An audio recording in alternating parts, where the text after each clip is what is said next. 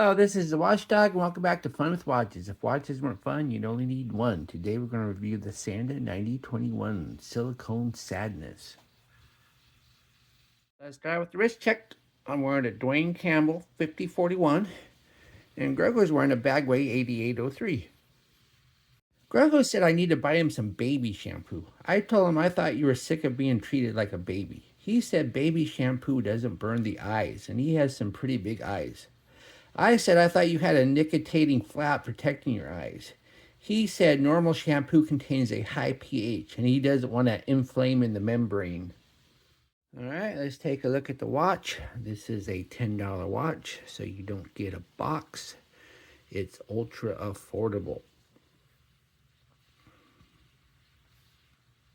Everybody loves colors nowadays. They made the moon swatch with all kinds of colors. They made a blank palm swatch with all kinds of colors. So Sanda, one of my ultra affordable S Squad AliExpress brands, has jumped on the multicolored bandwagon. But instead of making a bunch of different colored cases, Sanda is doing it with one chrome-plated alloy case wrapped in many different silicone sleeves with matching silicone straps. Silicone everywhere.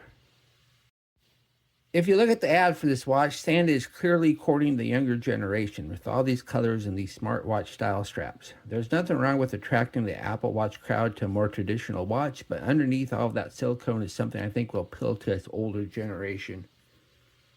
This watch comes in 7 different colorways, and the all white comes in 2 different dial colors. The good news is that if you like the silver dial but you don't like the white shroud, you can just buy another color you prefer and swap the shrouds.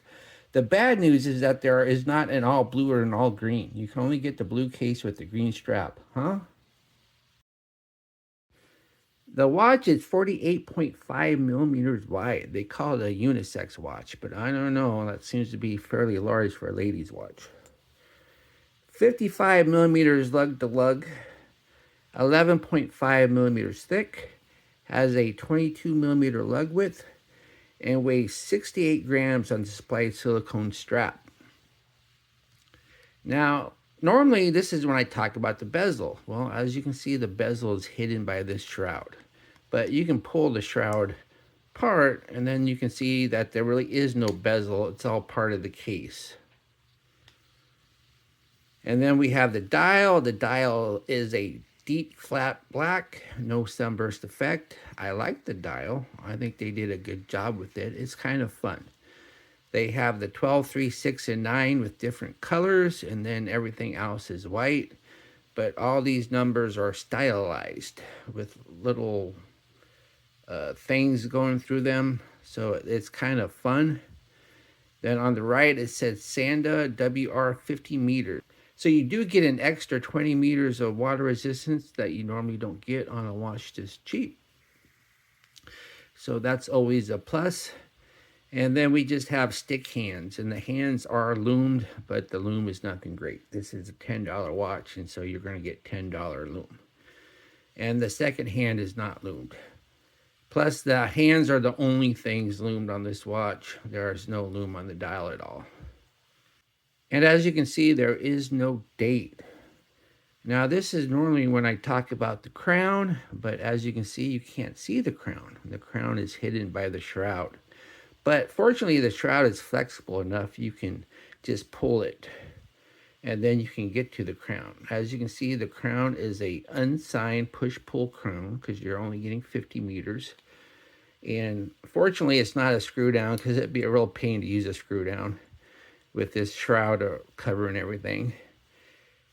It has a, well, I have the shroud upside down, but it does have a little slot to get to the crown, but you would never use that. It's just easier to pull the shroud.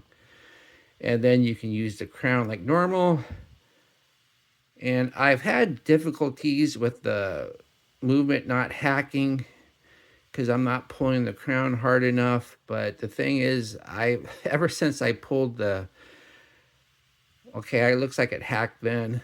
But ever since I pulled that crown off of that bullhead measure, I've been kind of cautious with not pulling these crowns too hard.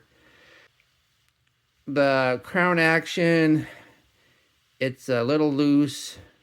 And when you go to push it in, you do get a little minute hand jump. But with a dial like this, you're never going to set it that accurate anyway. So I guess it doesn't matter. And then we have the crystal. The crystal is a flat mineral glass. You're not going to get sapphire in this price. And then we have the case. And as you can see, the case is covered by a shroud. But it's shaped okay. It's a big case though. Once again, this is a 48.5 millimeter watch. So it's big. But it's light. And then we have the case back. It says stainless steel back, which is a pretty good tell that the rest of the watch is not. Then it says water resistant 50 meters. And then it says Sanda 9021. And then if you pull back the shroud, you can see it's a snap-on case back. It's not a screw down. There's no notches for a wrench. And I did pop the case back just to verify that. Underneath the case back is the TMI PC21S. This is a Seiko design movement. TMI is owned by Seiko. And I went ahead and popped the case back just to verify that they weren't fibbing about the Japanese origin of the movement, and they were not. You can barely read it though, because the writing on this is tiny, but there it is. Now, one thing though, it says Singapore. So even though this is a Japanese movement, it was made in Singapore. And the 21S is nothing special. Japanese movement gives a watch a little bit of cred, but the 21S is probably the cheapest thing that Seiko makes, and it's not a great movement. Then we have the strap. The strap is silicone, and it does have quick release, so that's a bonus, because one thing you're going to want to do is get rid of this strap. I don't like it. This is one of them smartwatch style straps. Instead of having keepers, it has a tuck-in slot. And I just don't like tucking in. I much rather have a keeper. Thing is though, the notches are really close together, so you can get a good fit. Of course, this is a light watch. Plus it's silicone, so the good fit isn't that important. And then the buckle is just your basic buckle. There's nothing special about it.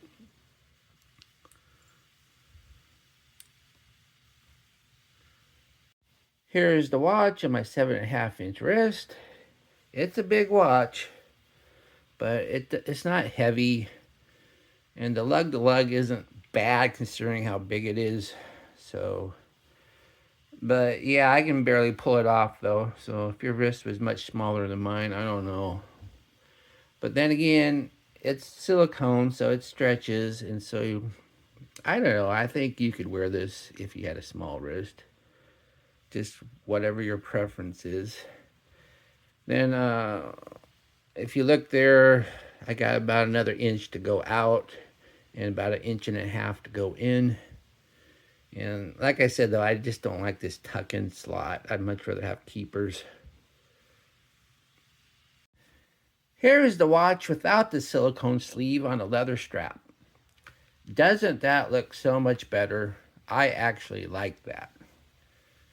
I think it looks great.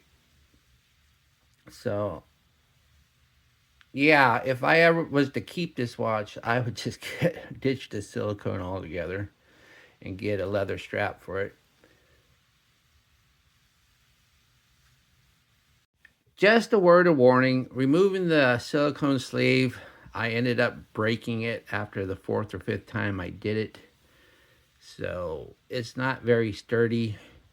So if your ideal is to keep putting it on and off, that's probably not a good plan. So if you buy this watch, you either buy it in mind of either keeping the silicone on or taking it off forever, because going on and off is not going to last. Here we are in the loom room, and only the hands are loomed. This is a $10 watch, so expect $10 loom. As we split the time, we see that the hands are not the worst that I've ever seen, but they are not good, and everything is fading fairly fast. This is $10 watch loom. What do I like about this watch? Well, it has a fun dial. It does have quick release strap. And there is a decent looking watch underneath all that silicone. What are my gripes and groans? The watch is just too wide. It would be nice if they would have made it maybe 45 millimeters. I don't like this tuck-in keeper instead of a true keeper. And the crown is covered by the silicone sleeve, making it kind of a pain to use. Do I recommend this watch? Sure. Either you like the silicone or you don't. But if you don't like the silicone, it can be easily removed and you can easily put another strap on it. And then it's a halfway decent looking watch. Well, thank you for watching my review of the Sanda 9021, and I will be back with another unboxing video. I got 3 more watches from AliExpress the other day, so I got unboxing going out of my ears right now.